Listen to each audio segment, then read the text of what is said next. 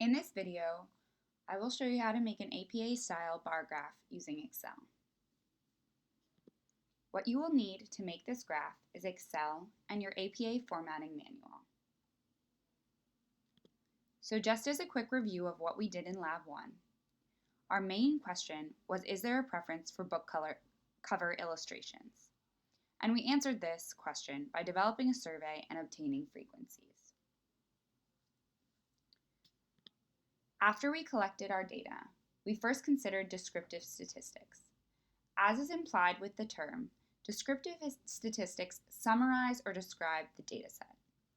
If you need more information about descriptive statistics, visit socialresearchmethods.net or go to Chapter 8 in your Doing Developmental Research book.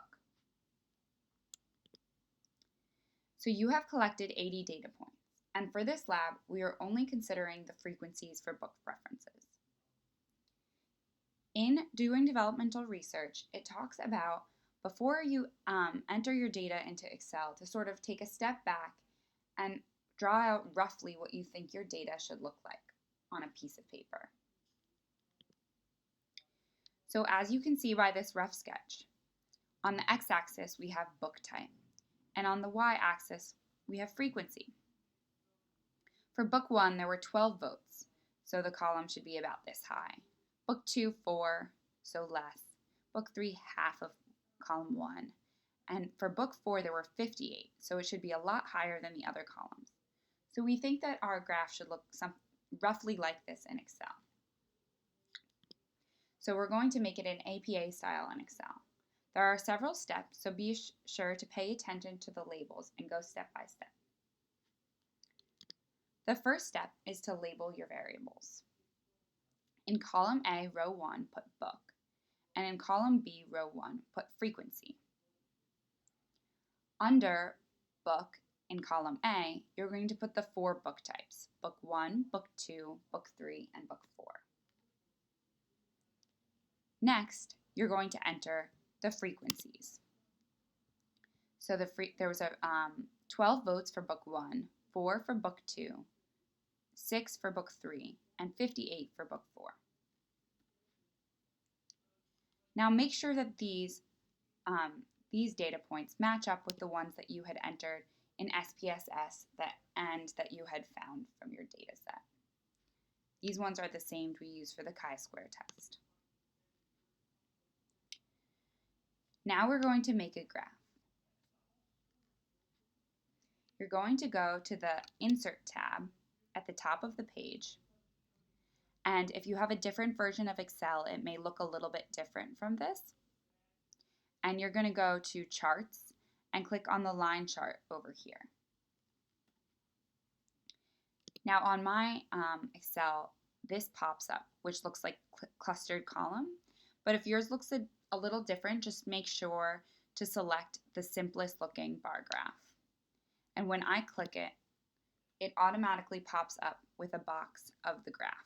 Yours may have you select the area that you want the graph to come from, so in that case you would just select all of these, including book and frequency labels. Now we're going to change the colors. In Chart Design, you're going to click here, and you can click on all of the 4 columns of the bar graph. And then you're going to go to Format, and you see where it says Shape Fill. You're going to click on it, and it will turn them, if you change it to black, it will turn them black. And they can all be the same. Now we're going to label the axes. You're going to go over here in Chart Design to where it has the columns and click on Axis Titles, Primary Horizontal, to give a label to the x-axis. A box will appear here and you're going to click in Book. You're going to write in Book. Next, we're going to do the vertical axis. So you're going to go Axis Titles, Primary Vertical, and you're going to write Preference Frequency or whatever you want to write in your y-axis label. Now we're going to change the tick marks on the graph.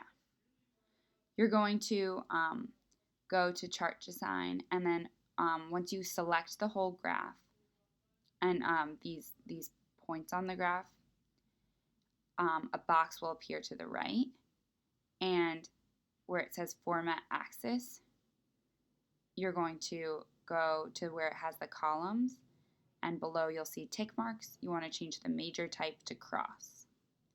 You also wanted to get rid of those lines, so that's what you have over here, the Format Major Grid Lines. You're going to want to click on the pink bucket and click No Line. So then you just have a really simple tick mark. Now we're going to change the font. So on Home, you're going to go and click the whole graph and change it to a sans serif font. So I chose Arial at anywhere from 8 to 14 point.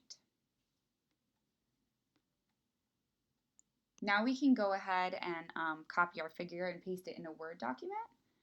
So there's some things to note here. The chart is centered on the page. The exact dimensions that the chart should be you can find in your APA style formatting manual. Below it, left aligned, you're going to have text, but you're going to indent the text. And it's going to say figure X, so this is figure 1, in italics, period, the title, frequency, period, and then an explanation of what it is. And there you have your bar graph.